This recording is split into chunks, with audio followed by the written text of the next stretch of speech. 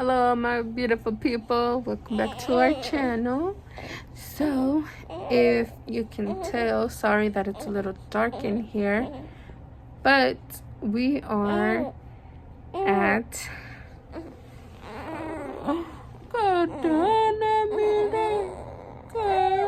so we're actually getting Mateo's sleep study. Well, they call it a nap study because it's during the day, but it's technically a sleep study. We're actually going to be here for a while. We thought it was going to be only like an hour or 2 hour nap, but no, I guess it's like a while. So yeah, we'll keep you guys updated.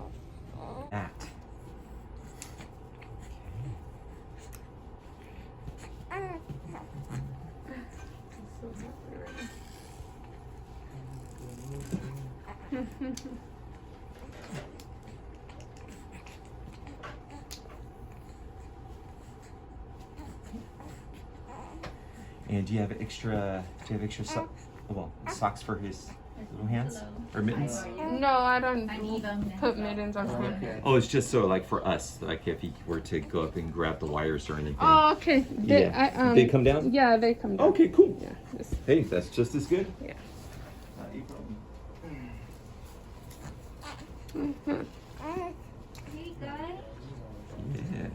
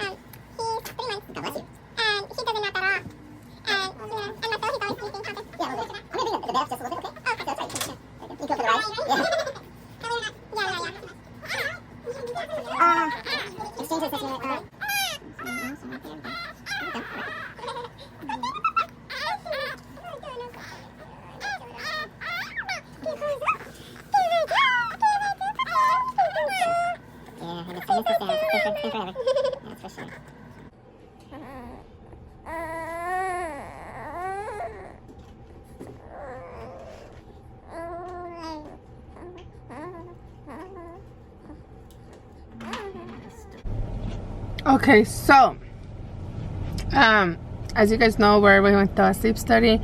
It's currently 10:30 a.m. and I just ran out to grab some food. I went to Jack in the Box. I'm so tired. I got me an iced coffee. I got Cristian an iced coffee as well. But he's sleeping, so I'm gonna just eat out here because the room is dark, because they wanna, obviously they want the baby to stay asleep. So the room is dark. Oh, my that's calling me. Okay, so yeah, so like I was saying, I got me a number 21. I don't know if you guys get it. It's the breakfast, the croissant breakfast. That's my favorite one. So when they called to schedule the appointment, the doctor ordered this test urgent, well, stat, and the fastest date was today, which is actually my suegra's birthday. And so I asked, oh, is it gonna take long? And they were like, oh no, it should be fast, like 2 hours maybe the most. So then it because to me, they told me it was going to be a sleep study. So for Camila, when Camila had her sleep study, it was the whole night. So I thought it was going to be the same, you know, that like it was going to take a while. But the person on the phone told me no, that it was going to be fast. So then I'm like, okay, well, I'll just schedule it on my suegra's birthday. Like, it's going to be quick. And now we get here and they're like, okay, you know, you're going to be here for at least 6 hours. I'm like, what? Like, they told me it was going to be quick, and they're like, oh no, this is a sleep study. And I'm like, well, they told me it was a nap study, because I kept saying sleep study, and the person on the phone kept correcting me. Oh no, it's a nap study.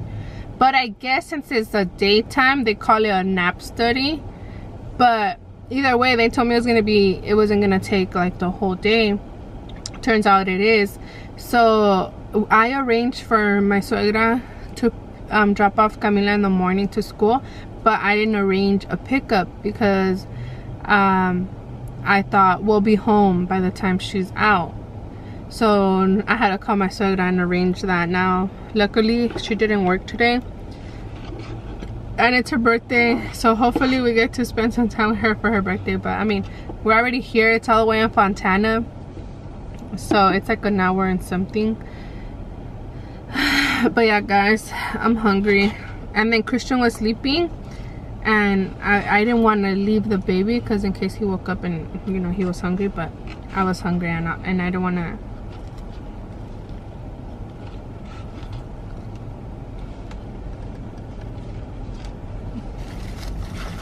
I didn't want to wake up Cristian. Because I had already told him and he was just like, I'm like, alright, whatever, I'll go. But if the baby wakes up, he could call me. I'm excited. Anyways. Mateo is sleepy. He's all connected. Cristian woke up. What's up? Baby. Alright guys, so it's actually a couple days later from the sleep study, but we just wanted to obviously talk a little bit more in regards to the sleep study. That day, obviously we couldn't really talk that much just because the room had to be dark and we were in the room with the baby. But mainly the reason why Mateo got a sleep study is because he obviously has achondroplasia, which is a type of dwarfism, which is what Cristian and Camila have the same diagnosis. So I know that we have a lot of new subscribers on here, so I kind of just want to let you guys know. I know a lot of you guys have questions whether if Mateo is also a little person. So Mateo is a little person, like I mentioned, and he obviously has the same thing as his dad and his sister. It is not a disease, it is a condition. So October was actually Dwarfism Awareness Month, and it's just to bring awareness on the condition because a lot of people treat it as a disease, and it is not a disease, it's a condition. But with that being said, back to the sleep study. So actually Mateo, a lot of people who are born with dwarfism, some type of dwarfism, one of the things that do tend to happen is that they have like sleep apnea because their airway is smaller than the average. Some have like compression on their nerve from their back that connects to the brain. So that's pretty much what we were looking for with the sleep study, that makes sure that he's getting enough oxygen while he sleeps. A lot of infants obviously do tend to pass away in their sleep, and especially kids with dwarfism. 1 in every 5, I believe, does tend to pass away due to those conditions. So we just want to be on the safe side with Mateo. With Camila, we actually didn't do a sleep study that's this small. She was about a year old, a year and a half or something. I think we have a video on it too, right? Oh yeah, we actually have a video on Camila's sleep study. Yeah. So, with Mateo, the doctor recommended for us to do a newborn because they have like a rule book that they go through, that they go by. And I guess it changed, so now they want to prevent the infant loss. So that's why they're doing it at such younger age rather than waiting. But there's sometimes signs and sometimes there isn't any signs that they do have this type of conditions. So that's what Mateo's genetic doctor wants to prevent, for that to happen. We want to make sure that everything is good with him. So some signs are usually like their head is growing. That's because they also have fluid that goes to their brain. Their head grows rapid pace. Mateo's head is actually, it's a little bigger than average, but it's for his condition, it's in the normal range. Another thing is like they'll be snoring Mateo doesn't snore, and actually Camila did snore, but thank God, and she still snores, but thank God she's fine. Her sleep study went well, was and normal, they yeah. said that she was good. But did you explain what sleep apnea is already? Yeah, right? No. Sleep apnea is technically like while you're in your sleep, you stop breathing for like a couple seconds or whatever, and then like you catch your breath again. So like you'll be breathing normal, and then out of nowhere you just kind of stop breathing for a while. Yeah. And then so you stop breathing during your sleep, and with this, and I mean one that's sleeping wouldn't really know, but with the sleep study it shows all those signs, and then if for whatever reason someone did have sleep apnea, you know, they have to get like a treatment, like a oxygen to sleep, like oxygen mask to sleep with, just so it keeps you breathing while you're sleeping and all that stuff. So yeah, but I don't have sleep apnea. Yeah, Cristian doesn't so have sleep I don't apnea. have it. Camila doesn't have it, and then Mateo does not have it. Yeah, so far we haven't. They say when there's no news, I mean when they don't reach out to you right away is because it's good news. So hopefully, you know, I've spoken to the genetic doctors and he hasn't mentioned any concerns, thank God. But yeah, that's pretty much the reason why Mateo got his sleep study. And he also, I know I had mentioned to you guys about the MRI. So he did get his MRI done as well. But the images came out blurry because he was moving. So now we're actually waiting for an appointment for a sedated MRI. Unfortunately, I'm a little nervous about that. It's not something that we decided. It's something that has to be done because we went to the doctor, to that appointment like 3 times, but they cannot get a good image of him because he always moves, and it's like he has to be very still. Even if he's sleeping and he moves a little bit, like it messes up the whole picture thing. Yeah, so it came out a little blurry. And Jenn's already communicated with other families that have small babies just like Mateo at that age, that, you know, what was the process or what was it like with their babies being sedated, or have they had their kids sedated while doing this or whatever. And actually, a lot of people said yes, common. they did. It's just scary for us. Yeah, it's a little nerve-wracking, obviously, because he's so little. But other than that, so the MRI, the reason why he's getting the MRI is to make sure that his nerve isn't pinched, which is connected to his brain.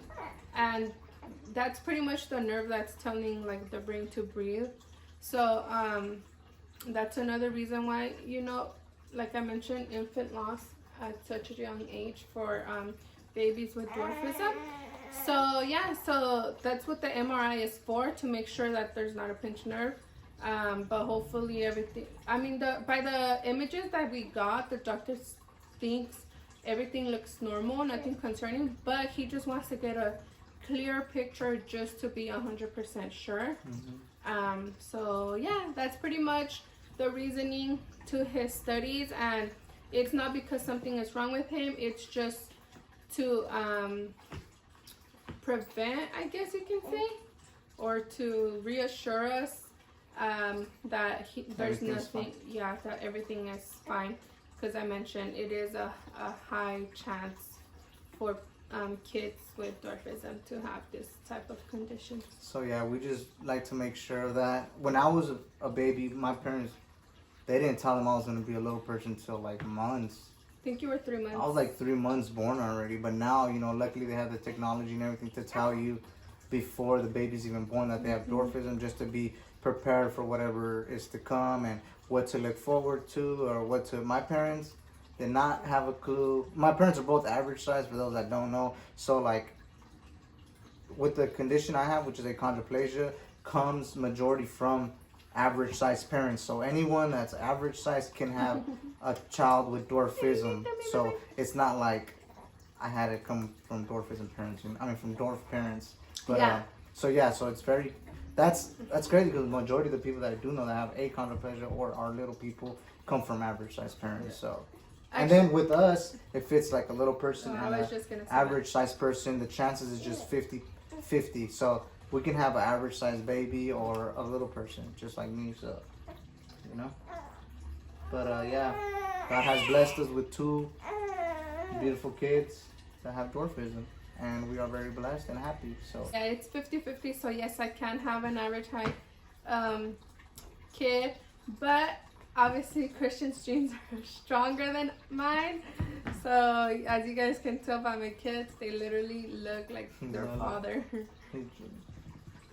But yeah, guys, so I hope this answered a couple of your guys' questions, and I know a lot of you guys have also been asking me how did the sleep study come out and an update. So here it is. And for those of you guys that are new, if you guys haven't subscribed, make sure you guys subscribe. Make sure you guys give us a thumbs up and turn on your post notifications. Click that little bell button down at the bottom so you guys can get notified every time we post a new video. And if you guys are wondering where Camila's at, she's in school right now. We're actually about to go ahead and pick her up right now. Also, if you are not following us on TikTok yet, make sure you do so at Thee Garcia Family. We're constantly posting there every day on our TikTok. So, Mateo's already over this video. So, yeah, guys, thank you guys for watching, and don't forget to remind yourself every day and say, I am beautiful. We love you guys.